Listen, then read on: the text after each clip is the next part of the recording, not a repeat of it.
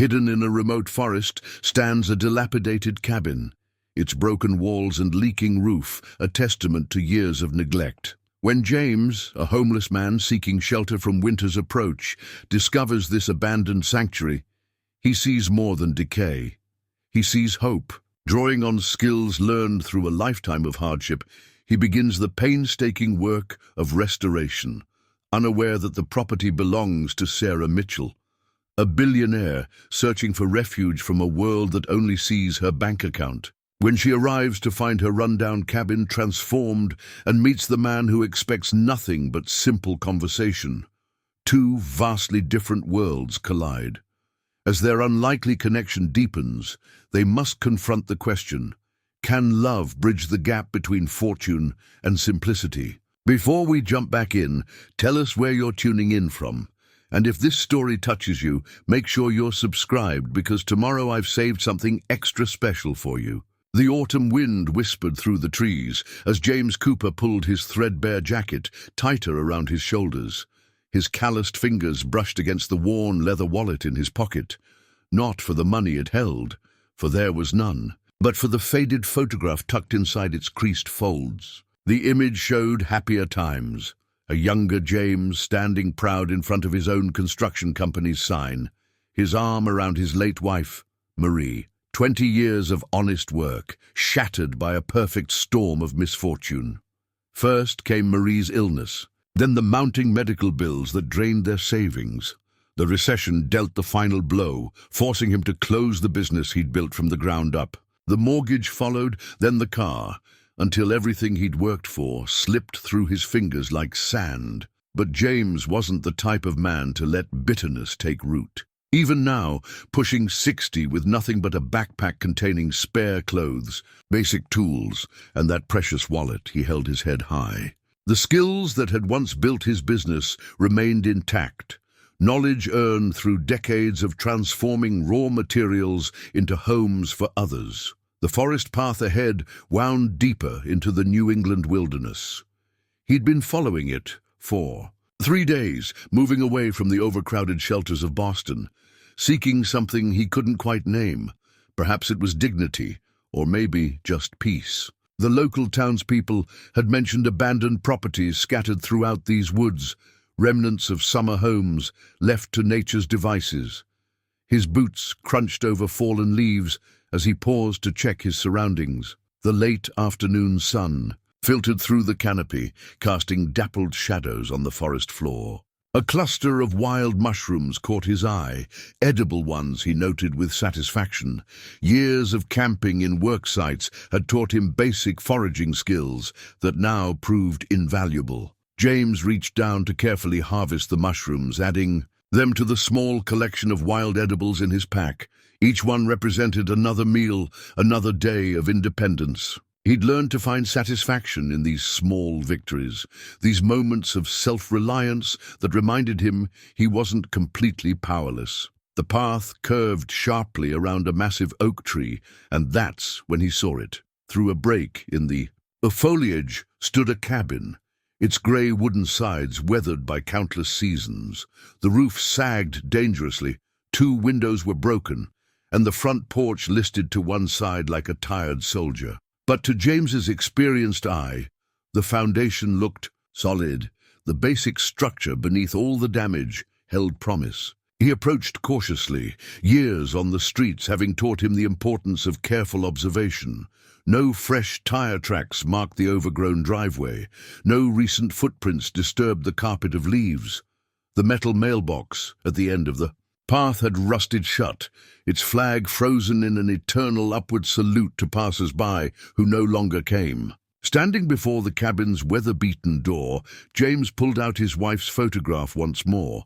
Marie's smile seemed to encourage him, as it had through countless difficult decisions. "What do you think, honey?" he whispered, his voice rough with emotion. "Think we found something worth saving?" A gentle breeze stirred the trees, carrying with it the crisp scent of approaching winter. James knew he had perhaps 2 months before the serious cold set in. 2 months to either turn this forgotten structure into a shelter or move on to face another harsh winter in the city shelters. His fingers traced the splits in the wooden siding, mind already cataloguing needed repairs. The work would be hard, especially alone and with limited tools.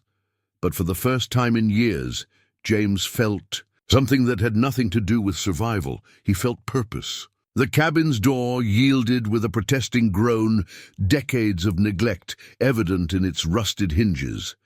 James stepped carefully onto worn floorboards, testing each one before committing his full weight. Dust motes danced in the shafts of light that penetrated the broken windows, illuminating a space that time had forgotten. He moved through the cabin with the practiced eye of a craftsman, mentally cataloguing every flaw and needed repair. The main room was spacious, with a stone fireplace, commanding one wall. Despite the years of abandonment, the chimney looked sound, a blessing that could mean the difference between survival and freezing when winter arrived. A narrow staircase led to what he assumed was a cellar. The steps creaked ominously, but his inspection revealed they were merely suffering from loose nails rather than rot. At the bottom, his flashlight beam cut through the darkness, revealing shelves of forgotten preserves and, more importantly, a rusted metal toolbox tucked in a corner. James's heart quickened as he carried the toolbox up to the main room. The latch was stuck, but gentle manipulation with his pocket knife eventually freed it. Inside, beneath a layer of dust and cobwebs, lay a treasure trove: a hammer, various screwdrivers, a handsaw, and even a level. The previous owner had been serious about maintenance, though these tools had clearly lain untouched for years. "Well, Marie," he murmured, pulling out the hammer and testing its weight. "Looks like someone's looking out for us after all." He began with the windows, carefully removing the broken panes and boarding them up with salvaged wood from a collapsed shed he'd found behind the cabin. It wasn't pretty, but it would keep out the wind and rain until he could figure out something better. Every nail he pulled was carefully straightened and saved. Resources were too precious to waste. As the day progressed, James settled into a rhythm that felt achingly familiar. His body remembered this work, even if his muscles protested more than they had 20 years ago. He cleared debris, swept decades of dirt from corners, and discovered that beneath the grime, most of the floorboards were solid oak, built to last. The roof would be his biggest challenge. From inside, he could see patches of sky through holes in the ceiling, and water damage marked the walls beneath these gaps. Without proper materials, a complete repair would be impossible, but he could at least minimize the damage. He found a pile of old tin sheets behind the cabin that could serve as temporary patches. As sunset approached, James sat on the front step, sipping water from his canteen and watching the forest grow dark. He'd accomplished more than he'd expected in one day, though his hands were blistered and his back ached. The cabin felt different. Already, less abandoned, more like something with potential. In his pack he found the mushrooms he'd gathered earlier and a handful of wild berries. Not much of a dinner, but he'd had worse. As he ate, he planned the next day's work. The porch needed reinforcement before it collapsed entirely, and he'd seen some loose shingles that he might be able to repurpose for other repairs. Night settled over the forest like a heavy blanket. Inside the cabin, James unrolled his sleeping bag in a corner he'd cleared of debris. The toolbox sat nearby, a reassuring presence in the darkness. For the first time in longer than he could remember, he fell asleep with a sense of purpose, his dreams filled not with anxiety about survival, but with plans for tomorrow. Sarah Mitchell's corner office on the 48th floor offered a panoramic view of Boston's skyline, but she barely noticed it anymore. Instead, her attention was fixed on the newspaper articles spread across her glass desk. Mitchell Tech's Rising Star: How Sarah Mitchell Transformed a Family Business into a billion-dollar empire. The photo showed her at last month's charity gala, perfectly poised in a designer dress, wearing the practiced smile she'd perfected over years of public appearances. "Ms. Mitchell?" Her assistant's voice came through the intercom.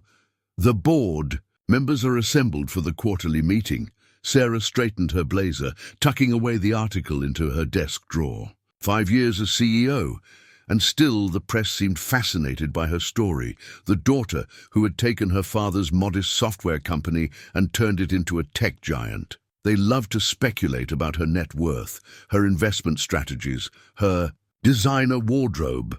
Nobody ever asked about the weight of responsibility that came with it all. The boardroom fell silent as she entered, 12 pairs of eyes following her movement to the head of the table. Most of them had known her since she was a child, running through these same halls while her father worked late nights. Now they watched her with a mixture of respect and wariness, never quite forgetting that she was both younger and female in their traditionally male-dominated world. Third quarter projections are up 15%, she began, launching into the presentation. She could practically recite in her sleep. Numbers, strategies, market analysis, the language of power and success that had become her native tongue. But lately, every word felt hollow, rehearsed. Her father's old office, now converted into a meeting room, still held a photograph of their family's first company picnic. Sarah could barely recognize herself in that laughing 12-year-old girl, helping her dad grill hamburgers for their 30 employees. Now Mitchell Tech employed thousands, and she couldn't remember the last time she'd cooked her own meal. After the meeting, Sarah retreated to her office, declining her assistant's offer to order lunch. She opened her laptop, navigating to a folder of personal photos. Behind the quarterly reports and corporate tax documents lay pictures of the cabin, her secret escape that even her closest advisors didn't know about. She'd purchased it 5 years ago, right after taking over as CEO. It had been an impulse buy, spotted in a real estate listing during a particularly stressful week. The agent had been baffled by her interest in such a modest property, especially given its remote location and poor condition. But something about its simplicity, its removal from the world of shareholder meetings and press conferences, had called to her. Yet in 5 years, she'd never found the time to visit. The cabin remained a fantasy, a dream of solitude that always seemed just out of reach. Her calendar was booked months in advance, board meetings, investor presentations, charity events, each one marked in perfect digital precision by her efficiency-obsessed assistant. A notification popped up on her screen. Interview with Financial Times, 30 minutes. Sarah closed the folder of cabin photos with a sigh. Another interview, another carefully crafted story about female empowerment and business acumen. They'd ask about her success, her vision for the company, perhaps throw in a question about work-life balance to seem progressive. She'd give them the answers they wanted, maintain the image they expected. But lately, the facade was wearing thin. Each morning, as she applied her makeup and donned her armor of designer suits, she felt less like a person and more like a carefully constructed brand. Even her closest friends, most of them fellow CEOs or society figures, seemed to interact with her title more than her true self. As she prepared for the interview, Sarah found herself drawn to the window, looking past the city's towers toward the distant hills. Somewhere out there, hidden among the trees, her cabin waited. Maybe it was time to finally use some of those vacation days that had accumulated over the years. Maybe it was time to remember who Sarah Mitchell was, beneath the CEO's polished exterior. Her phone buzzed. The interviewer had arrived. Sarah straightened her shoulders, checked her reflection in the window, and turned back to her desk. But for the first time in years, she felt something stirring beneath the professional facade. A longing for something real, something true, something that couldn't be measured in stock prices or market shares. A week into his restoration work, James discovered the journal. It was tucked away in a kitchen drawer, its leather cover cracked with age, pages warped from years of humidity. Only half the pages had been filled, the last entry dated nearly 2 decades ago. The handwriting spoke of someone who'd loved this place. Detailed observations about bird migrations, sketches of local plants, and notes about repairs made to the cabin over the years. Garden does well with tomatoes. one entry read. Soil's better than it looks. Next spring, try corn. The writer's optimism reached across time, touching something in James's heart. He'd started his own vegetable patch behind his first house, remembered the satisfaction of watching seeds transform into food for his table. As morning light filtered through the newly repaired east window, James sat at the old kitchen table he'd stabilized with careful bracing. The journal lay open before him as he ate the last of his dried fruit. He'd need to make a supply run soon. The nearby town was a good 4-mile walk, but he'd spotted a food bank there during his initial scouting. The past week had transformed the cabin's interior. He'd patched the worst of the roof leaks with salvage materials, cleared decades of debris, and managed to get the old wood stove working again. The previous owner's notes in the journal had helped, pointing out quirks in the cabin's construction that would have taken weeks to discover otherwise. Had to adjust the stove's damper counterclockwise, one entry advised. Seems backward, but works better that way. Such details were gold to James, saving him precious time and energy. He'd taken to adding his own notes in the journal's empty pages, feeling somehow that he owed it to both the previous owner and any future inhabitants. Mid-morning sun found him on the roof, carefully laying tar paper over the patches he'd installed. From this height, he could see the valley stretching out below, trees starting to show their autumn colors. A small herd of deer grazed in a nearby clearing, unbothered by his presence. The journal had mentioned them too, regular visitors to the property, generation after generation. The sound of a truck on the distant road made him pause in his work. Few vehicles passed this way, and those that did usually belonged to locals. Sure enough, an old pickup slowed as it approached the overgrown driveway, its driver clearly curious about the signs of activity at the long-abandoned cabin. James watched as the truck eventually moved on, but he knew it was only a matter of time before someone investigated more closely. The journal mentioned a tight-knit community in the nearby town, people who looked out for each other and knew every property for miles around. He'd need to figure out how to handle that interaction when it came. For now, though, he had work to do. The journal had described a root cellar behind the cabin, its entrance likely hidden by years of undergrowth. Such a space would be invaluable for storing food through the winter, assuming he could restore it. James climbed down from the roof, tools tucked into his belt, and began clearing the thick vegetation behind the cabin. By late afternoon, he'd uncovered the cellar doors, half buried in soil and dead leaves. The heavy wooden doors were swollen with moisture but otherwise solid. Inside, stone walls held steady against the earth, creating a space that stayed cool. Even in summer heat, empty shelves lined the walls, their sturdy construction a testament to the care that had gone into this place. James sat on the cellar steps, journal in hand, adding his own observations about the space. As he wrote, he realized he was doing more than just documenting repairs. He was becoming part of the cabin's story, adding his own chapter to its history. The thought both comforted and unsettled him. How long would this chapter last? How long before circumstances forced him to move on? The journal's unknown author seemed to whisper across the years, plans for next spring. There was something powerful in those words, in the simple act of believing in a future. James looked around the cellar, mentally sketching plans for storage, solutions, improvements he could make.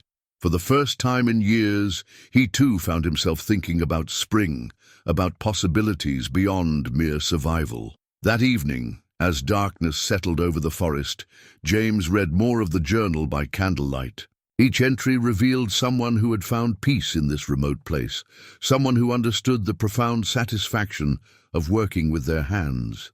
He fell asleep with the journal nearby, his dreams filled with images of gardens yet to be planted, improvements yet to be made, and a future that for the first time in years held more promise than fear. As October painted the forest in shades of amber and gold, two lives continued on their separate paths, unknowingly drawing closer with each passing day. Sarah sat in her penthouse apartment, absently touching the gold locket that had been her. Mother's, the one piece of jewelry she wore that wasn't chosen for its business-appropriate appearance. Inside was a photo of her parents at the cabin they'd visited during her childhood, before business success had changed everything. 20 miles away, in the growing warmth of a restored wood stove, James added another entry to the cabin's journal. His handwriting, precise despite his calloused hands, recorded the day's achievements: a properly sealed window, a reinforced porch step, a patch of ground cleared for a future garden. The morning found Sarah in a board meeting, half listening to projections for the next fiscal quarter. Her fingers kept returning to the locket, a habit she'd developed when stress threatened to overwhelm her carefully maintained composure. The newest board member was pushing for more aggressive expansion, speaking of market dominance and hostile takeovers. "Sometimes," he declared, "you have to tear things down to build them up stronger." Sarah's thoughts drifted to the cabin. She'd been meaning to have it torn down, to build something more suitable for a CEO's retreat. Yet something had always stopped her from making that call. Now, watching the board members' presentation about demolishing smaller companies to absorb their assets, she felt an inexplicable urge to protect that small piece of wilderness. Meanwhile, James stood in the cabin's kitchen, warming his hands around a mug of cheap coffee. Through the window, he watched a family of deer picking their way through the morning mist. One of the younger ones had a slight limp. He'd been leaving out apple cores for them, worried about their chances as winter approached. A knock at his door would have meant questions he couldn't answer, so he'd grown attuned to the sounds of vehicles on the distant road. When a truck slowed near the property's entrance, he quietly moved away from the windows. The journal's previous owner had written about the area's tendency toward gossip, how news traveled faster than the wind through the small community. Back in Boston, Sarah's assistant hovered in her office doorway with the day's schedule. "The charity gala committee needs your input on seating arrangements. There's a journalist from Forbes waiting for a phone interview, and your investment advisor has flagged some concerning movements in the Asian markets." Sarah nodded, slipping the locket beneath her silk blouse. Each task would be handled with the efficiency expected of her, each interaction carefully measured and appropriate. Yet lately, these obligations felt less like achievements and more like chains, golden though they might be. In the cabin's newly organized tool shed, James methodically cleaned the old tools he'd found, remembering how he'd once taught his apprentices the importance of maintenance. "These tools are your livelihood," he'd say. "Treat them with respect, and they'll never let you down." Now, as he worked oil into wooden handles and removed rust from metal surfaces, those words carried a different weight. A local news van drove past the property that afternoon, likely investigating rumors of activity at the abandoned cabin. James stayed inside, checking his repairs to the roof through the gaps in the boarded-up windows. The journal had mentioned property taxes being paid through some trust fund, but he knew his presence here walked a fine line between occupancy and trespassing. Sarah's afternoon consisted of a charity board meeting where Boston's elite competed to demonstrate their generosity. She watched them play their social games, remembering how her father had taught her to navigate these waters. "It's not about the money," he'd said. "It's about understanding what people really want." Looking around the room now, she wondered what any of them truly wanted, herself included. As evening approached, James sat on the restored porch steps, carefully out of sight from the road. He'd found some old wind chimes in the cellar and hung them from the eaves, their gentle music carrying memories of his own front porch from happier days. The journal's previous owner had written about sitting in this same spot, watching the sun set behind the mountains. Some things, it seemed, remained constant despite time's passage. In her penthouse, Sarah stood at the floor-to-ceiling windows, watching city lights replace the setting sun. She'd cancelled her evening appointments, claiming a migraine. Her mother's locket lay open in her palm, the old photo seeming to glow with remembered warmth. On her laptop, the cabin's property records remained open, a tab she found herself returning to more frequently lately. Two lives, separated by circumstance, yet connected by an unseen thread. Two souls seeking something genuine in a world that often felt anything but. As night settled over both city and forest, each felt the stirring of change approaching, like the first hints of dawn while the world still slept. The crunch of tires on gravel broke the morning stillness. James froze at his workbench, where he'd been refinishing salvaged boards for the porch railing. The sound was different from the usual curious drive-bys. This vehicle had turned onto the property's long driveway. Sarah Mitchell guided her Mercedes along the overgrown path, wondering if she'd made a mistake in coming without warning. Her assistant thought she was taking a personal day for meditation and wellness, the only excuse that wouldn't raise corporate eyebrows. She dressed down for the occasion in jeans and a sweater that cost more than most people's monthly rent, though she didn't realize it. The cabin that emerged through the trees stopped her breath. Gone was the sagging wreck from the property. Photos. The roof stood straight. Windows gleamed with new glass, and the front porch, her heart skipped. The front porch had been transformed from a death trap into something that belonged on a postcard. James watched through a gap in the workshop's wall as the luxury car came to a stop. A woman emerged, her designer boots unsuited for the rough terrain. His first thought was real estate agent, but her bearing suggested ownership. His stomach tightened. He'd known this day would come, had prepared himself for it, yet the reality still felt like a physical blow. Sarah approached the porch slowly, running her hand along the new railing. The wood was smooth beneath her fingers, the craftsmanship evident in every detail. The wind chimes she'd never installed tinkled softly in the breeze. This wasn't just repair work, this was restoration, done with care and respect. "Hello?" she called out, her voice carrying uncertainty she rarely allowed herself to show. "Is anyone here?" James considered his options. He could slip away into the forest. He'd spotted several escape routes during his daily walks. But something in her voice, a note of wonder rather than accusation, made him pause. Squaring his shoulders, he stepped out of the workshop. "Ma'am," he said simply, keeping his distance. Sarah turned, startled.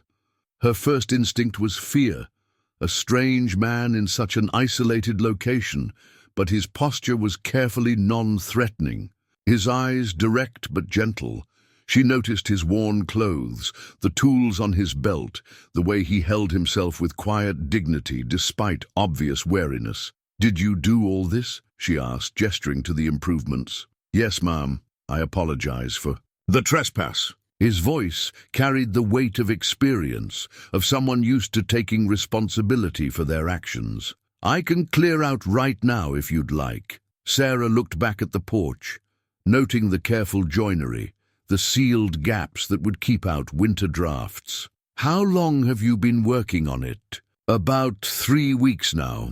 James shifted slightly, ready to gather his few possessions at a moment's notice. "I know I should have asked permission, but—" "But?" she prompted when he trailed off. "But sometimes asking permission means being told no before you have a chance to prove your worth." The words came out with quiet dignity, and Sarah felt something twist in her chest. How many times had she faced that same prejudgment in boardrooms and business meetings? "I'm Sarah," she said, deliberately omitting her last name. "Would you show me what else you've done?" Surprise flickered across his weathered features.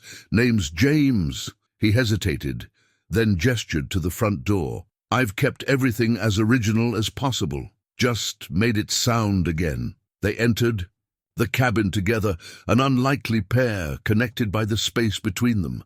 Sarah noticed immediately how the interior smelled of wood and honest work rather than decay. Sunlight streamed through clean windows, highlighting the restored floorboards and the carefully patched walls. "The previous owner left a journal," James explained, leading her through the main room. "Helped me understand how everything was meant to work." He showed her the wood stove, demonstrated the proper way to adjust the damper, pointed out the reinforced floor joists beneath the kitchen. Sarah found herself drawn into his quiet enthusiasm, the genuine pride he took in doing things right. Here was someone who saw the cabin as she'd always imagined it, not as a property asset, but as a place of refuge and authenticity. The root cellar was quite a find, James continued, then caught himself. I'm sorry.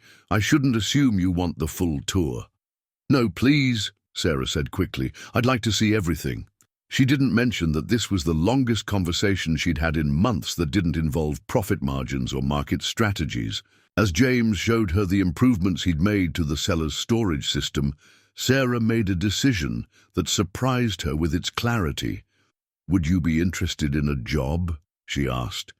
Making this place properly livable again? James stilled, studying her with careful consideration. Why? It was such a simple question, yet it struck Sarah deeply. When was the last time anyone had asked her why, instead of simply agreeing with whatever she proposed? Because, she said slowly, choosing, her words with unusual care, you've done more for this place in 3 weeks than I have in 5 years of ownership. Because every repair you've made shows respect for what this cabin is, not what someone might want to turn it into. She paused, then added softly, because maybe this place needs someone who sees its worth beyond its market value. The wind chimes tinkled in the autumn breeze, filling the thoughtful silence between them. 2 worlds had collided on this remote mountainside, and in that moment neither was quite sure what to make of the other. The late afternoon sun cast long shadows through the cabin windows as Sarah watched James prepare a simple meal on the wood stove. He'd offered to make soup from his modest supplies, vegetable stock with foraged mushrooms and wild herbs.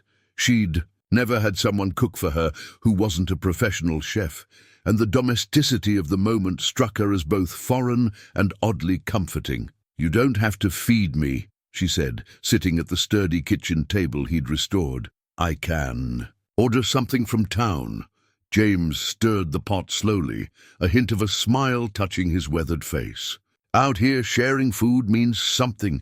My wife Marie used to say a meal made with care was worth more than any fancy restaurant dinner. The mention of his wife was casual, but Sarah caught the gentle shift in his tone. Used to? Cancer, he said simply, adding a pinch of dried thyme to the pot. 8 years ago now, medical bills took everything we had and then some. He spoke without bitterness, stating facts rather than seeking sympathy. Sarah touched her mother's locket reflexively. I lost my mother to cancer too, 3 years ago. She hadn't talked about it since the funeral, where she'd been too busy managing the press and her father's public grief to process her own. James ladled the soup into 2 mismatched bowls he'd found in the cabin's cupboards. The earthenware was old but sturdy, like much of what he'd discovered here. He placed one before Sarah, along with a spoon he'd carefully polished. It's not much, he said, settling across from her with his own bowl. But it's honest food. The soup's aroma filled the kitchen, rich with mushrooms and herbs. Sarah took a careful spoonful, surprised by the depth of flavor. This is wonderful, she said, genuinely impressed. Where did you learn to cook like this? Necessity, mostly. Working construction sites, you learn to make the most of what's available. He broke off a piece of slightly stale bread. The mushrooms grow wild around here. The journal helped me identify the safe ones. They ate in comfortable silence for a while, the wind chimes providing gentle accompaniment. Sarah found herself relaxing in a way she hadn't in years, no one expecting her to lead the conversation, no hidden agendas to navigate. Tell me about the repairs, she said finally. Not just what you did, but why you chose this place. James considered her question, respect for her genuine interest evident in his thoughtful pause. I've built houses for other people my whole life, watched them turn into homes. When I found this cabin, it spoke to me, not just as shelter, but as something worth saving. He went on to explain his initial discoveries, the way the journal had guided his understanding of the cabin's quirks and character. Sarah listened, fascinated by how his technical knowledge blended with an almost philosophical approach to restoration. See this beam? He pointed to a massive timber overhead. Heart pine. They don't cut trees like that anymore. The grain's so tight you can't drive a nail through it without pre-drilling. Took me 3 days to repair the joint properly, but it'll outlast both of us now." "You could have replaced it with something newer," Sarah observed. "Could have," he agreed, "but that'd be like ripping the spine out of a good book just because the binding's worn. Some things deserve to be preserved, not just replaced." His words resonated with something deep inside her.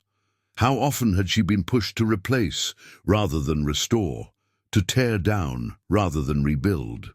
The corporate world's constant demand for the new and efficient suddenly seemed hollow compared to this man's quiet wisdom. "What happens when winter comes?"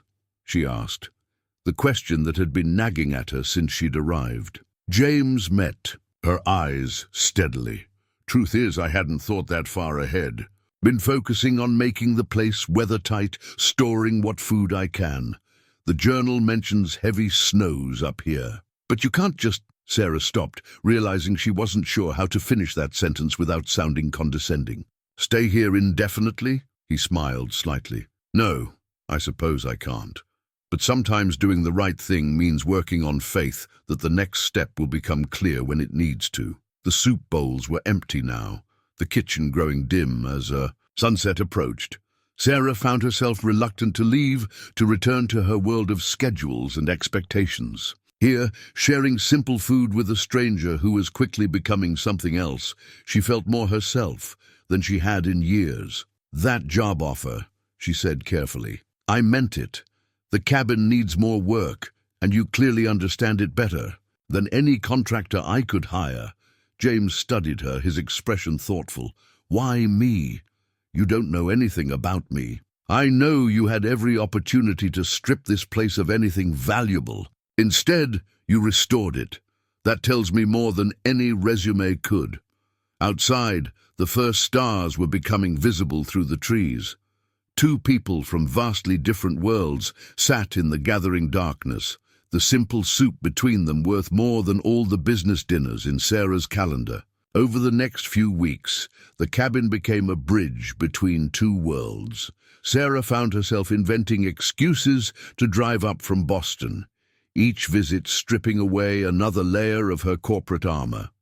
James worked steadily, his skilled hands bringing new life to the old structure, while something else quietly took root between them. One crisp morning, Sarah arrived to find James in the workshop, bent over his latest project. His hands moved with practiced precision over a piece of maple wood, transforming it into something both beautiful and functional. She watched from the doorway, noticing how different he looked from their first meeting, still weathered, but with a subtle straightening of his shoulders, a quiet confidence that came from having purpose. "It's a bowl," he explained without looking up, somehow sensing her presence.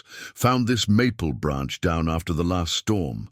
Wood told me what it wanted to be." His hands never stopped their careful movement as he spoke, the lathe spinning. Beneath his touch, Sarah stepped closer, fascinated by the transformation taking place before her. Curls of wood fell away like golden ribbons, revealing the grain beneath. "I've never seen anything made by hand before," she admitted. "Everything in my world comes from factories, assembly lines." James glanced up then, a small smile touching his eyes. "Nothing wrong with efficiency," he said, "but there's something special about things shaped by human hands. Each piece carries a bit of story with it." He gestured to the partly formed bowl. "This maple grew here, weathered storms, reached for light. Now it's becoming something new, but it keeps its character." The metaphor wasn't lost on Sarah.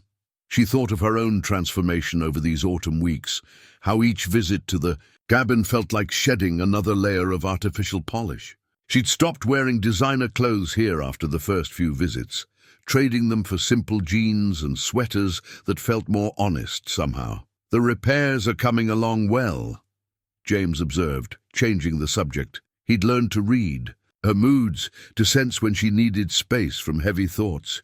Root cellars fully stocked now, should hold through winter. Sarah wandered to the workshop window, looking out at the garden he'd started. Even as winter approached, he planned for spring's growth. "You know," she said carefully. "I never asked what your terms would be. For the job, I mean." James set down his tools, giving the question the consideration it deserved. "Honest work for honest pay," he said finally. "And," he hesitated, then continued, "permission to stay on as caretaker. This place needs someone who understands it." The request was simple, yet Sarah heard the deeper meaning beneath it. James wasn't asking for charity or handouts. He was offering a fair exchange, his skills and dedication, for a chance to rebuild his life with dignity. "I have a counter-proposal," she said, turning back to face him. "Full-time position as property manager. The cabin, the grounds, future improvements, room, board, and a proper salary." She swallowed, then added, "And no questions about your past. What matters is the work you do here, now." James was quiet for a long moment, his hands resting on the half-finished bowl. Sarah had learned to appreciate these thoughtful silences, so different from the rapid-fire responses she was used to in business meetings. "Why?" he asked finally. It was the same question he'd asked weeks ago, but now it carried different weight. Sarah's hand went to her mother's locket, a gesture James had come to recognize. "Because this place was meant to be a sanctuary," she said softly.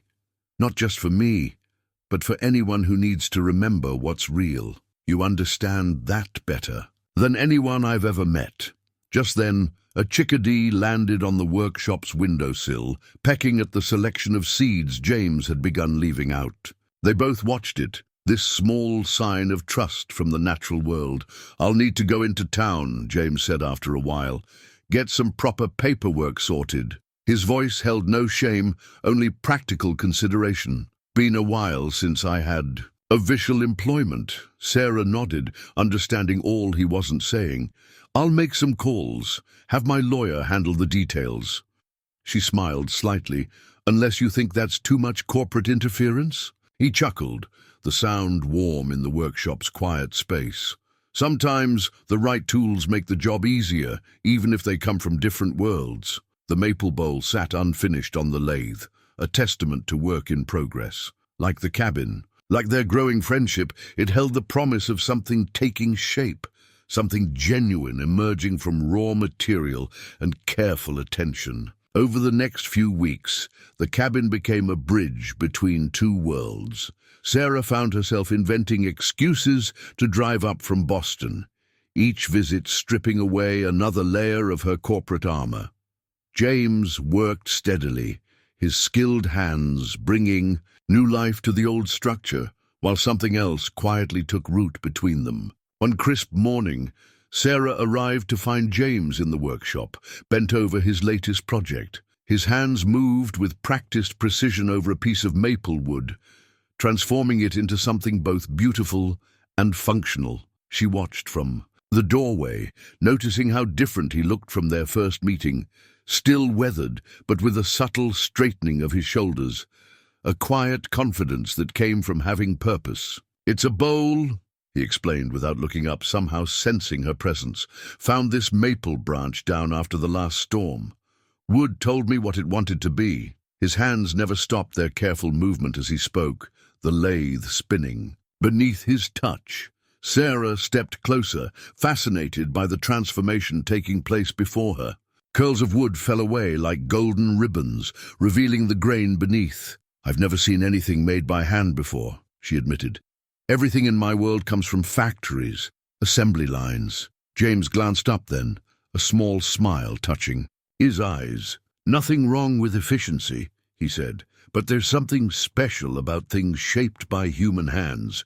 Each piece carries a bit of story with it." He gestured to the partly formed bowl. "This maple grew here, weathered storms, reached for light. Now it's becoming something new, but it keeps its character." The metaphor wasn't lost on Sarah. She thought of her own transformation over these autumn weeks, how each visit to the cabin felt like shedding another layer of artificial polish. She'd stopped wearing designer clothes here after the first few visits, trading them for simple jeans and sweaters that felt more honest somehow. "The repairs are coming along well," James observed, changing the subject. He'd learned to read her moods, to sense when she needed space from heavy thoughts. Root cellars fully stocked now, should hold through winter. Sarah wandered to the workshop window, looking out at the garden he'd started. Even as winter approached, he planned for spring's growth. "You know," she said carefully, "I never asked what your terms would be. For the job, I mean." James set down his tools, giving the question the consideration it deserved. "Honest work for honest pay," he said finally. And he hesitated, then continued, "Permission to stay on as caretaker. This place needs someone who understands it." The request was simple, yet Sarah heard the deeper meaning beneath it. James wasn't asking for charity or handouts. He was offering a fair exchange, his skills and dedication, for a chance to rebuild his life with dignity. "I have a counter-proposal," she said, turning back to face him. "Full-time position as property manager. The cabin, the grounds, future improvements, room, board, and a proper salary." She swallowed, then added, "And no questions about your past. What matters is the work you do here, now." James was quiet for a long moment, his hands resting on the half-finished bowl. Sarah had learned to appreciate these thoughtful silences, so different from the rapid-fire responses she was used to in business meetings. "Why?" he asked finally. It was the same question he'd asked weeks ago, but now it carried different weight. Sarah's hand went to her mother's locket, a gesture James had come to recognize. "Because this place was meant to be a sanctuary," she said softly. "Not just for me, but for anyone who needs to remember what's real. You understand that better than anyone I've ever met." Just then, a chickadee landed on the workshop's windowsill, pecking at the selection of seeds James had begun leaving out. They both watched it, this small sign of trust from the natural world. "I'll need to go into town," James said after a while. "Get some proper paperwork sorted." His voice held no shame, only practical consideration. "Been a while since I had official employment." Sarah nodded, understanding all he wasn't saying. "I'll make some calls. Have my lawyer handle the details." She smiled slightly. "Unless you think that's too much corporate interference?" He chuckled, the sound warm in the workshop's quiet space. "Sometimes the right tools make the job easier, even if they come from different worlds." The maple bowl sat unfinished on the lathe, a testament to work in progress. Like the cabin, like their growing friendship, it held the promise of something taking shape, something genuine emerging from raw material and careful attention. The business card slipped from Sarah's wallet as she reached for cash to pay for their hardware store supplies. It fell face up on the counter, its embossed lettering catching the fluorescent light. "Sarah Mitchell, CEO, Mitchell Technologies." Before she could snatch it back, James had already seen it, his expression shifting like shadows across still water. "Mitchell Technologies," he repeated softly, the words carrying the weight of recognition. Even in his years on the street, he'd seen the company's logo everywhere, on smartphones, laptops, billboards advertising the future of technology. The same last name as the cabin's previous owner wasn't coincidence. Sarah felt the carefully constructed balance between them tilt. All these weeks, she told herself the omission wasn't quite a lie. She was still Sarah, still the woman who sat in his restored kitchen drinking coffee from mismatched mugs. But looking at his face now, she realized how much their relationship had been built on the illusion of equality. "James," she started, but he was already moving, gathering their purchased supplies with mechanical precision. "We should get these back," he said, his voice carefully neutral. "That roof beam won't fix itself." The drive back to the cabin was silent, autumn colors blurring past the car windows. Sarah's hands gripped the steering wheel too tightly, her mind racing through corporate crisis management strategies before she caught herself. This wasn't a business problem to be solved with practiced efficiency. James spoke only when they pulled up to the cabin. "I need some time," he said quietly, lifting the supplies from the trunk. "To think." Sarah watched him walk toward the workshop, his shoulders straight despite the burden he carried. She'd seen that posture before, dignity under pressure, strength in the face of unexpected blows. It was what had first drawn her to him, though she hadn't understood that until now. Inside her laptop bag, dozens of emails demanded attention. Her assistant had flagged 3 as urgent, and the board would be expecting her quarterly projections soon. But for the first time since taking over as CEO, Sarah let them wait. Instead, she walked the property's perimeter, trying to see it through. New eyes. The garden James had started was taking shape. Winter vegetables pushing through soil he'd enriched with composted leaves. Every repair, every improvement spoke of care and attention to detail. He'd treated the cabin with respect, not because it belonged to a billionaire CEO, but because he saw its inherent worth. When sunset painted the sky in shades of amber and gold, Sarah found James sitting on the porch steps, turning something over in his hands. As she drew closer, she recognized her business card, its crisp edges now softened by handling. "I Googled you," he said without looking up. "Forbes cover last year. Tech's rising star reshaped Silicon Valley." His voice held no accusation, just a bone-deep weariness. $38 billion company makes my construction business look like a kid's lemonade stand. "James, let me finish," he said gently. "I've been sitting here thinking about all the times you could have mentioned it, all the times you watched me work on this place, probably thinking how you could replace everything with top-of-the-line materials. Could have hired the best contractors in the country, but I didn't want—" "No," he agreed, finally meeting her eyes. "You didn't. That's what I keep coming back to. You let me work with salvaged wood and second-hand tools. Let me cook you soup in chipped bowls. Why?" Sarah sank down beside him on the steps, careful to maintain the space between them.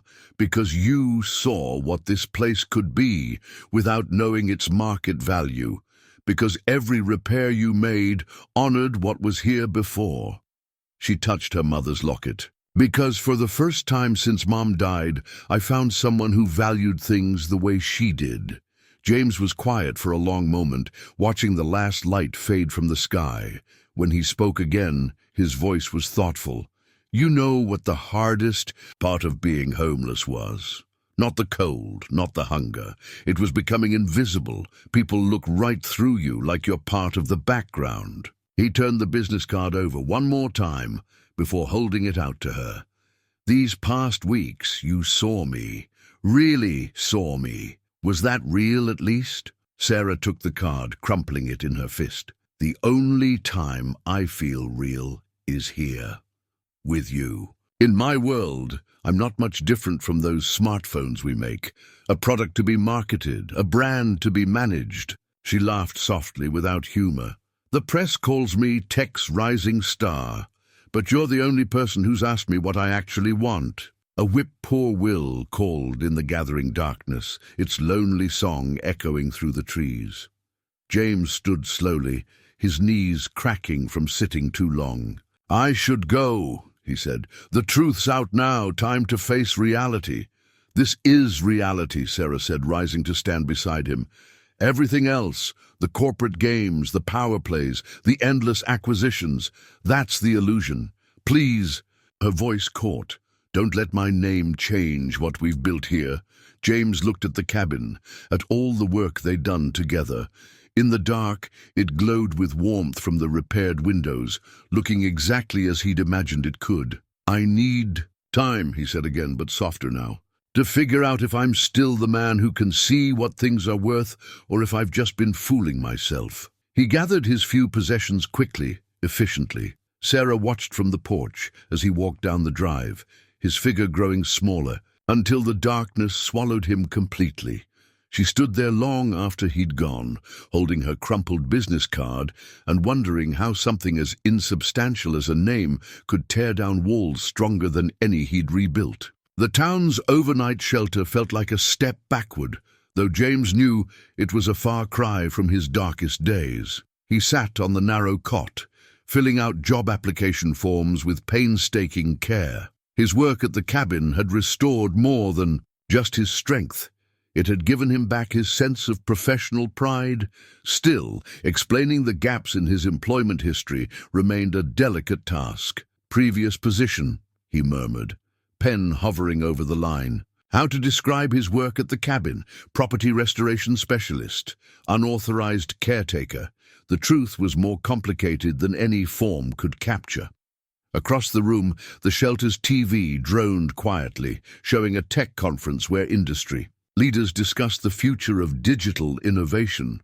James barely glanced up until a familiar voice caught his attention. Sarah stood at a podium, perfectly composed in a tailored suit, speaking about Mitchell Technology's latest breakthrough. "Our mission has always been about connecting people," she was saying. But James could see the subtle tension in her shoulders, the way her hand kept straying toward where her mother's locket would be, hidden beneath her corporate armor. Miles away, in her Boston penthouse, Sarah stared at the cabin's maintenance logs on her laptop. James had documented everything meticulously: materials used, repairs completed, plans for future improvements. His handwriting was steady, his notes precise and professional. Between the lines of technical details, she could read his deep understanding of the property, his respect for its history. Her phone buzzed with another message from her assistant.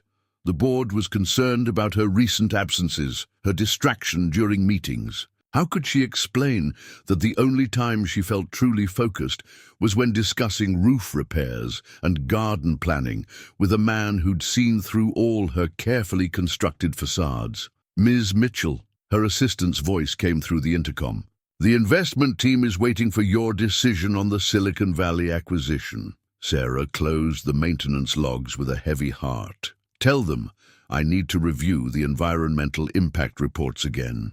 Another delay tactic, buying time, while her mind wandered to a simple cabin where decisions were made based on what was right, not what looked good to shareholders. At the shelter, James pulled out the journal from his backpack.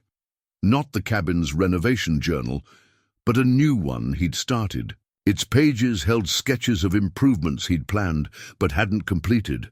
A greenhouse built from salvaged windows, a workshop expansion using reclaimed timber, a restored garden path with native stone. "Excuse me?" A shelter volunteer approached. His cot.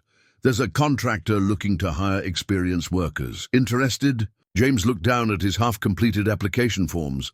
The contractor's job would be honest work, a step back towards stability. But he knew it wouldn't involve the kind of thoughtful restoration he'd found at the cabin, where every repair honored the original craft while making it stronger. In her office, Sarah found herself doing something she'd never done before, searching online for articles about homelessness, about how people rebuilt their lives after losing everything. The statistics were grim, but the success stories shared a common thread. Someone had looked past circumstances to see the person underneath. She opened her email, starting a message to James before stopping herself. What could she say that wouldn't sound condescending coming from her position of privilege? How could she explain that his simple soup had nourished something in her that five-star restaurants never touched? The shelter's common room was quiet as James sketched by lamplight. His drawings had evolved from simple repair notes to something more personal, a vision of the cabin as it could be, a sanctuary that bridged past and present. In the margins, he wrote observations about the property's natural rhythms, when the morning light hit the kitchen windows, how the prevailing winds affected the garden plans, which trees needed attention before winter. Sarah's assistant knocked softly before entering her office. "Your father's on line 1. He's asking about the cabin. Apparently someone from the Historical Society contacted him about its restoration." The news hit Sarah like a physical blow. Of course the story would spread, would eventually reach her father's ears. The cabin had been his wife's retreat, after all. How could she explain what it had become now? How it had helped heal not just the property, but the people who found their way there? James stood at the shelter's window, watching early snow begin to fall. He knew the cabin's roof would hold. He'd reinforced it himself. The garden would need protection from frost. The pipes would need checking. All the little tasks that came with caring for a place properly, tasks that had given his days meaning beyond mere survival. In Boston, Sarah touched her mother's locket. remembering how she'd once told her daughter that true worth couldn't be measured in dollars. "Find work that matters," she'd said. "Find people who see the real you." Two people in different cities, separated by circumstance, but connected by their understanding of what made something valuable. Their shared journal lay open on Sarah's desk, James's practical notes intertwined with her business-trained observations, creating something greater than either could have managed alone. The social media post went viral overnight. Tech billionaire's secret cabin romance with homeless handyman. Someone at the hardware store had connected the dots, the business card, the local newspaper article, the frequent visits of the familiar-looking woman in designer casual wear. Within hours, the story exploded across platforms, each retelling more sensational than the last. Sarah's PR team scrambled to contain the situation, but the narrative had already taken on a life of its own. Her phone lit up with notifications, reporters seeking comments, board members demanding explanations, social media managers trying to craft the perfect response. The headlines grew increasingly bold.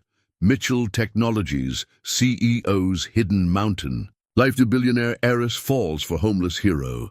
Real-life fairy tale or corporate scandal? James discovered the story when he overheard two shelter volunteers discussing it during breakfast. His first instinct was to disappear. He'd had plenty of practice at becoming invisible, but something stopped him. The news coverage, though, sensationalized, couldn't erase what was real: the restored cabin, the honest work, the genuine connection they'd built. At Mitchell Technologies headquarters, Sarah sat in yet another emergency meeting, watching her carefully constructed professional world collide with her private sanctuary. "We need to get ahead of this," her chief of communications insisted. "Frame it as a humanitarian initiative. Corporate responsibility in action. Your mother's charity foundation could—" "No." Sarah's voice cut through the boardroom chatter. "I won't turn this into a PR stunt."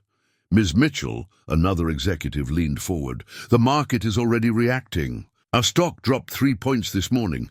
Investors are concerned about your judgment." Sarah opened her laptop, pulling up the cabin's maintenance logs. "Let me show you something about judgment," she said quietly. "These are the restoration records from the cabin. Every repair documented, every material sourced responsibly, every decision made with long-term sustainability in mind. Tell me, how many of our corporate projects show this level of careful consideration?" The room fell silent as she scrolled through James's detailed notes and drawings. Even in their professional format, his passion for the work shone through. This wasn't the impulsive project the media portrayed, but a thoughtful resurrection of something valuable. At the shelter, James found himself surrounded by reporters. They wanted the fairy tale, the rags-to-riches story that would sell papers and generate clicks. Instead, he showed them his new journal, filled with technical drawings and material. "Calculations. You want to know what this story is really about?" he asked, his voice steady. "It's about seeing worth where others see waste, about rebuilding what's broken instead of throwing it away." The reporters exchanged glances, sensing a different angle than they'd expected. One of them, an older woman with kind eyes, asked, "Did you know who she was when you started the restoration?" "I knew she was someone who valued honest work," James replied. "Everything else was just details." The story shifted as more details emerged. Local contractors came forward, praising the quality of the restoration work. The Historical Society released a statement about the cabin's significance and the sensitivity of its rehabilitation. Even Martha, from the general store, spoke to reporters about how the project had respected the property's heritage. Sarah's phone buzzed with a text from her father. "Your mother would have understood." Attached was a photo she'd never seen before. Her mother sitting on the cabin's porch, much younger, smiling at the camera while holding a garden trowel. The simplicity of the image brought tears to her eyes. The media circus continued, but something unexpected began to happen.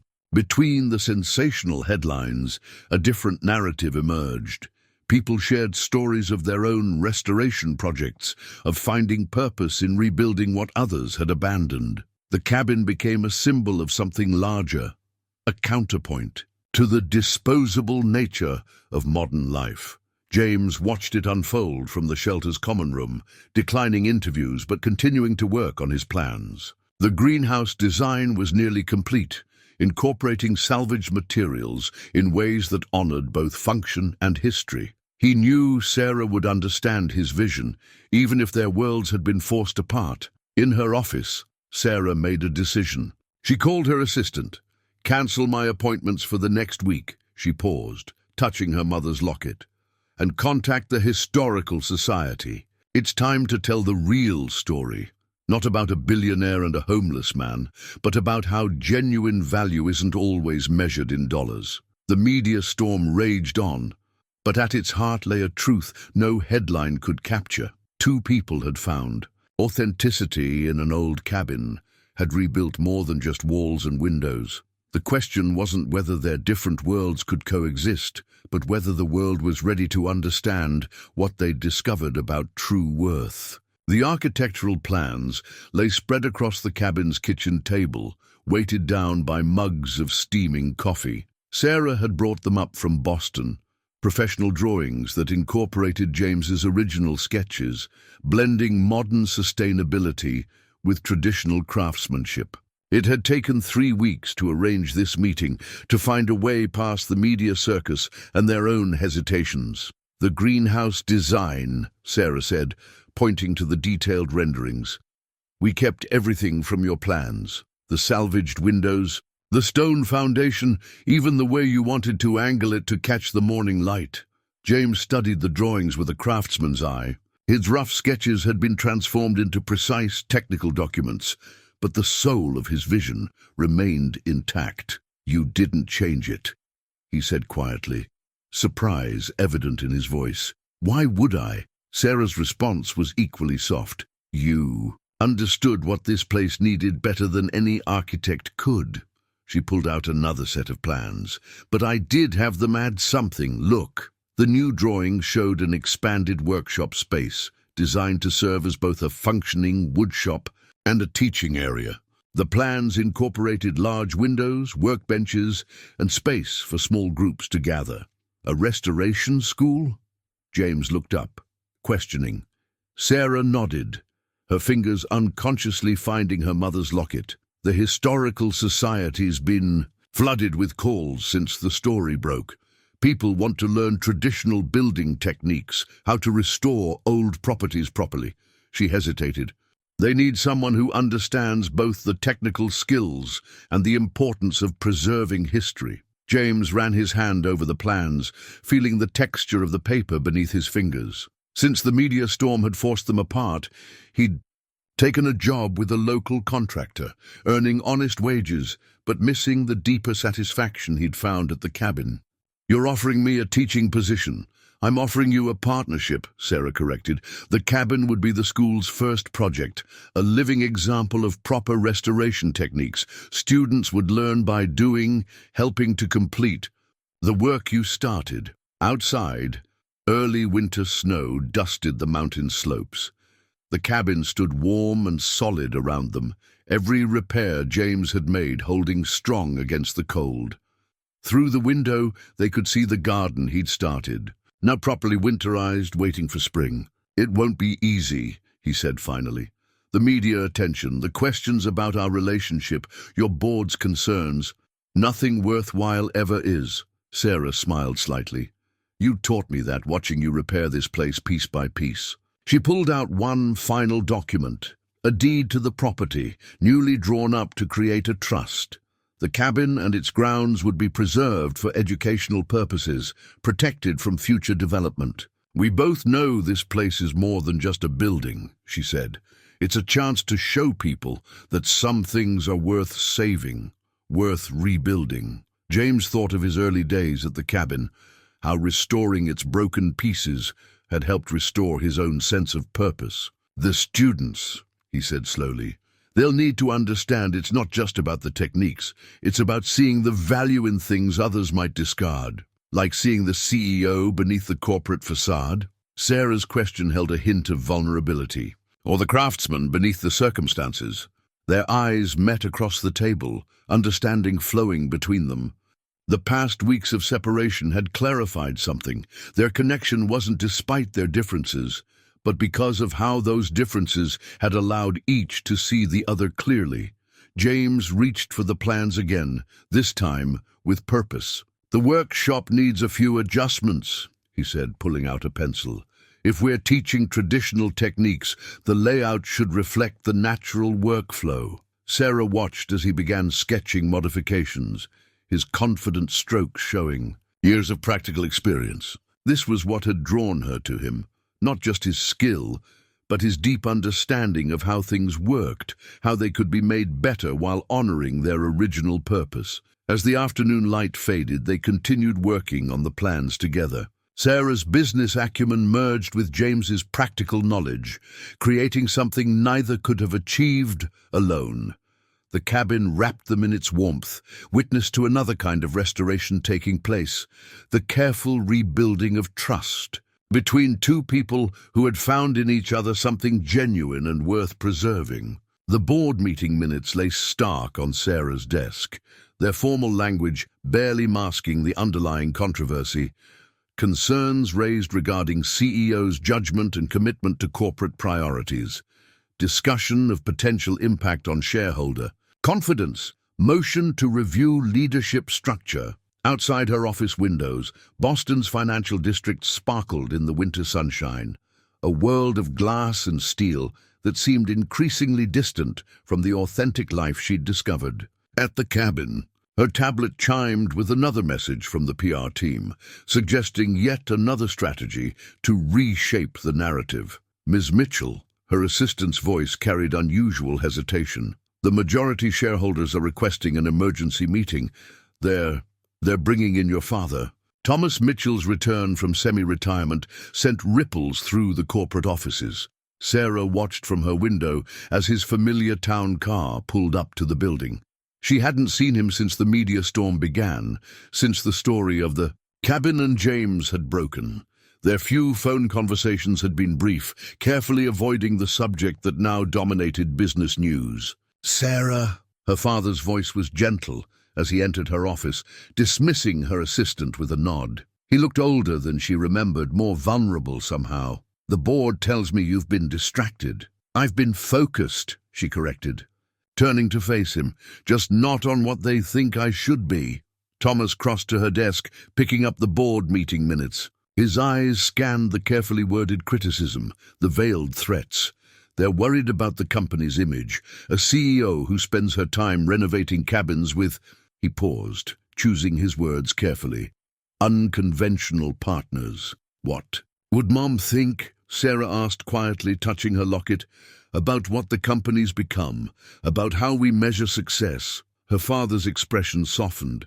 He reached into his jacket, pulling out a worn envelope. "I found these while going through her things.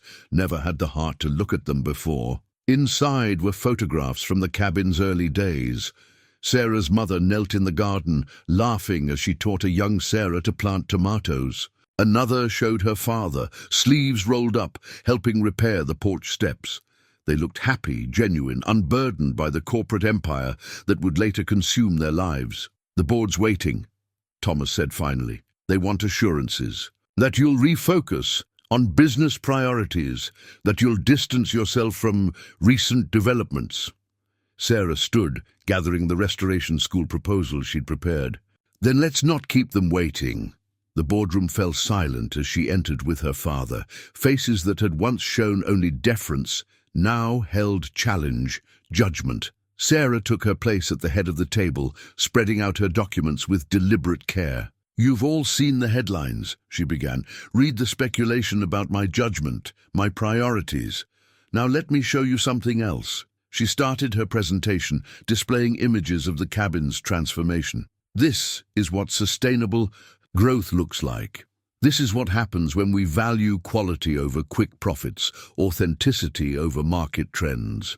Charts and projections appeared on the screens, not just restoration costs and projected revenues from the school. but metrics of social impact, community engagement, environmental sustainability. While we've been chasing quarterly profits, we've forgotten what made this company great. My father didn't build Mitchell Technologies just to make money. He built it to make things that mattered. Thomas Mitchell stirred in his seat, his eyes fixed on a photo of his late wife's garden, now carefully tended by James. Sarah continued, her voice growing stronger. The cabin project isn't a distraction from our mission. It's a reminder of what that mission should be. This is all very touching, one board member interrupted. But we're running a technology company, not a historical preservation society. And your association with this homeless man? Master craftsman, Sarah corrected firmly, a man who saw value where others saw only market potential. Just like Dad did when he started this company in our garage, building computers that would last instead of disposable units that would need replacing every year. She turned to her father, seeing in his eyes a recognition of truths long forgotten. We've lost our way, she said softly, chasing stock prices. We've forgotten about building things that endure. The cabin project isn't just about restoration, it's about remembering who we are, what we could be again. The boardroom remained silent as Sarah laid out her full vision, a corporate responsibility initiative that would revolutionize their approach to sustainability, starting with the restoration school, but expanding to influence their entire production philosophy. It wasn't just damage control, it was a fundamental shift in how they defined success. Hours later, after the arguments and negotiations had exhausted themselves, Sarah stood at her office window again. Her father joined her, both watching the city lights emerge in the gathering dusk. Your mother would be proud, he said simply. Not of the company's success, though that matters, too, but of you finding your way back to what's real. Sarah smiled, feeling the weight of her mother's locket against her heart. The board had ultimately backed down, swayed by Thomas Mitchell's unexpected support and Sarah's passionate defense. But she knew the real victory wasn't in the boardroom. It was in remembering that true worth couldn't be measured in stock prices alone. The deed to the cabin lay unsigned on the kitchen table, its legal language a stark contrast to the warmth of the wood-burning stove and the smell of fresh coffee. Outside, the first serious snow of winter transformed the mountain landscape into a pristine white canvas. James stood at the window, watching his breath fog the glass as Sarah explained the final details of their arrangement. The trust ensures the property can never be commercially developed, she said, her corporate polish softened by the cabin's rustic setting. The restoration school will have full access to the grounds, and you'll have complete autonomy over the teaching program. James traced a pattern in the condensation on the window, remembering how he'd restored its frame with salvaged wood and hand-mixed putty. Every inch of this place held memories of renewal, not just of the building, but of himself. And you, he asked quietly, turning to face her, where do you fit in this plan? Sarah's hand went to her locket, a gesture that now seemed as much habit as comfort. She'd shed her usual business attire for jeans and a sweater, looking more like the woman in her mother's old photos than the CEO who'd recently faced down her board of directors. That depends, she said carefully, on whether there's still room for me here. Not as the owner, not as a billionaire, but as someone who's learned to see value the way you do. From his pocket, James withdrew a small object wrapped in a cloth. He'd been working on it in secret during the weeks of their separation, in the hours between his regular contracting job and planning the restoration school. I made something, he said, placing it on the table beside the deed. Before you make any final decisions. Sarah unwrapped the cloth to reveal a wooden box small enough to fit in her palm. The wood was maple, like his first practice piece, but this showed months of increased skill. The grain flowed seamlessly across the joints, and a delicate pattern of carved leaves wrapped around its edges. Open it, James encouraged softly. Inside, nestled in a bed of velvet, lay a wooden pendant carved to match the design of her mother's locket. The craftsmanship was exquisite, each detail speaking of hours of patient work. "It's not gold," James said, his voice carrying the same quiet pride she'd first noticed when he showed her his cabin repairs. "Won't impress anyone at your corporate gatherings. But it's made from the maple branch that fell during our first storm here, the one that taught me sometimes things fall apart so they can become something new." Sarah lifted the pendant, feeling its lightness, its organic warmth so different from her usual jewelry. "It's beautiful," she whispered. "Like this place." James gestured around them. "It's not about the material value, it's about the care put into making it, about seeing the possibility in things others might overlook." He paused, gathering his courage. "The way you saw possibility in me." Sarah set the pendant down and picked up the deed. The terms were clear. James would become the restoration school's master instructor and property manager, preserving both the cabin's structure and its spirit. But there was a space left blank, the section determining her own future involvement. "When I first bought this cabin," she said, "I thought I was just preserving a piece of my mother's memory. I never expected—" She looked around at the home they'd created together, "to find something real of my own here." James stepped closer, his calloused fingers brushing against the carved pendant. "Real things take work," he said. "Need maintenance? Get honest attention." His eyes met hers. "Thing is, I'm good at that kind of work. Always have been." Snow continued to fall outside as they stood in the kitchen, where they'd first shared simple soup and profound truths. The deed waited for signatures that would determine not just the cabin's future, but their own. Between them lay the wooden pendant, a bridge between their worlds, crafted with the same care that had restored both the cabin and their hearts. "I can't promise it will be easy," Sarah said, thinking of the corporate challenges still ahead, the media attention that might never fully fade. "My world won't stop trying to complicate things." James smiled, the expression crinkling the corners of his eyes. "Good thing I know something about handling complications, about taking what's broken and making it stronger." He picked up the pen beside the deed. "Question is, are you ready to build something real together?" The wedding invitation captured their story perfectly, a hand-drawn illustration of the cabin surrounded by the gardens they'd built together, with delicate wood-grain patterns bordering the text. They'd kept it small, intimate, celebrating, at the place where their worlds had first collided and then merged.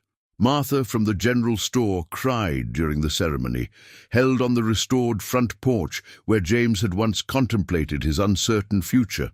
She wasn't alone.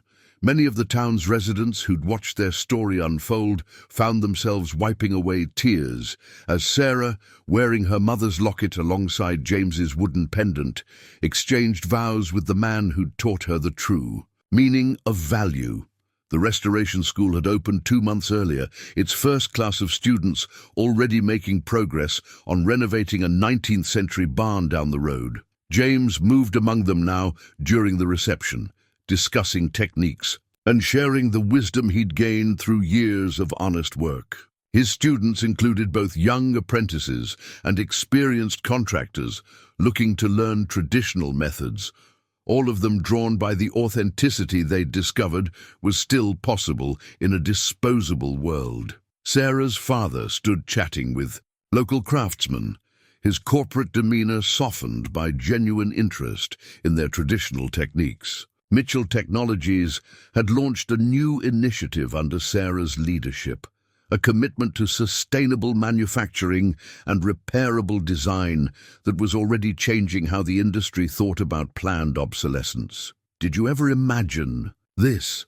Sarah asked James as they shared a quiet moment in the kitchen, away from their celebrating guests. The space still held memories of that first bowl of soup, though now the shelves were properly stocked and the garden provided fresh vegetables for more elaborate meals.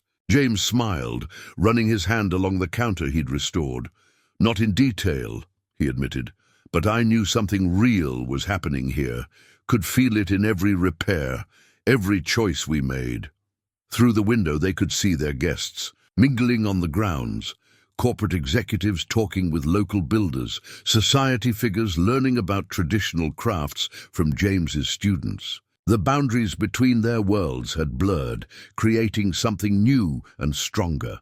The local paper's coverage this time was different from the sensational headlines of the past. Restoration School Bridges, Past and Future. The article featured interviews with students who spoke about rediscovering the value of craftsmanship, of taking time to do things right. James's philosophy of seeing worth in what others overlooked had sparked a movement that extended far beyond the cabin's grounds. Sarah's board had finally come around, seeing the marketing potential in their company's shift towards sustainable design and repairable products. But more importantly, they'd begun to understand the deeper truth she and James had discovered.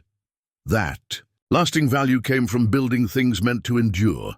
As evening approached, guests gathered in the new workshop space, its windows casting warm light onto the snow. James's students had surprised them with a gift, a handcrafted rocking chair made from reclaimed wood, each piece telling part of their story. The seat came from the cabin's original porch boards, the spindles from the maple tree that had yielded James's first practice pieces. Martha stood to make a toast, her voice carrying the weight of someone who'd watched their story unfold from the beginning. "To Sarah and James," she said, raising her glass, "who reminded us that the best things in life aren't the ones that shine the brightest, but the ones that grow stronger with care and attention." The guests raised their glasses, but Sarah and James were lost in their own moment, sitting in their new rocking chair, surrounded by the life they'd built together. Her mother's locket and his wooden pendant caught the light, symbols of how their different worlds had become one. Outside, snow began to fall again, adding another layer to the mountain landscape. The cabin stood warm and welcoming against the gathering dark, its restored walls holding more than just memories now. They held the promise of a future where value wasn't measured in dollars, but in the care put into creating something meant to last. 1 year later, autumn painted the mountains in familiar golds and crimsons as James added the latest photos to the cabin's transformation album. The images told a story beyond mere renovation. They captured the birth of a movement that had started with one man seeing worth in what others had discarded. The first photo showed the cabin as he'd initially found it, broken and abandoned. Each subsequent image documented its revival, not just through repairs, but through the life that now filled it. Students practicing traditional joinery on the expanded porch. Sarah leading a corporate retreat focused on sustainable business practices. Local craftspeople sharing their knowledge with a new generation. "Still cataloging our history?" Sarah asked, entering with 2 mugs of coffee.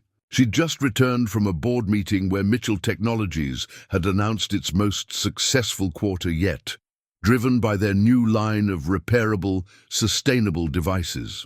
The wooden pendant James had made her hung alongside her mother's locket, both catching the morning light. "Thinking about how much has changed," James replied, accepting the coffee. "The restoration school's wait list is 2 years long now. Had to turn down 3 more corporate training requests this month." Through the window, they could see the newest class of students working in the teaching garden, learning the rhythms of the land alongside traditional building techniques. The program had expanded beyond just construction. It now included sustainable living practices, traditional crafts, and the philosophy of restoration that had brought James and Sarah together. The local town had transformed as well. What started as one restored cabin had sparked a renaissance of traditional craftsmanship. Empty storefronts reopened as workshops, and the general store now featured a thriving artisan marketplace. Martha had become the unofficial historian of their story, telling visitors how a billionaire and a homeless man had reminded the community what really mattered. James opened to the latest photos, images of the graduation ceremony for their first class of restoration students. Among them was a former investment banker who'd left Wall Street to learn traditional woodworking, and a young woman from the homeless shelter where James had once stayed. Each graduate had gone on to start their own restoration projects, spreading the philosophy of sustainable renewal across the country. Sarah sat beside him, adding a new image to the album, the ultrasound picture they'd received just yesterday. Their first child, due in spring, would grow up understanding both worlds. The corporate responsibility Sarah continued to champion, and the honest craftsmanship James had never stopped teaching. "Mom would have loved all of this," Sarah said softly, touching her mother's locket.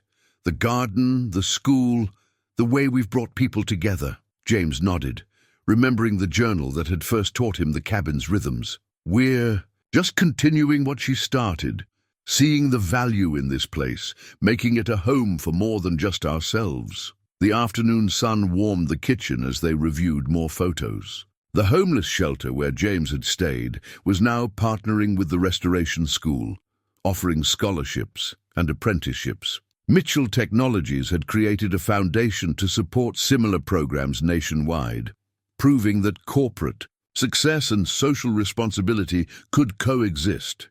Their story had evolved beyond the sensational headlines of the previous year. It wasn't just about a rich woman and a homeless man finding love. It was about rediscovering what gave life genuine worth. The cabin stood as testament to this truth, its restored walls containing not just their personal history, but the promise of a future where value was measured in more than money. As the sun set behind the mountains, James and Sarah sat in their handcrafted rocking chair on the porch, listening to the wind chimes that had witnessed their first conversations. The cabin glowed with warmth and purpose, every repair and improvement holding memories of their journey from broken pieces to something whole and real. The photo album lay open on their laps, telling a story that continued to unfold. It wasn't just their story anymore. It belonged to every student who learned to see worth in forgotten things, every corporate executive who chose sustainability over quick profits, every person who discovered that true value lay in the care and attention given to building something meant to last.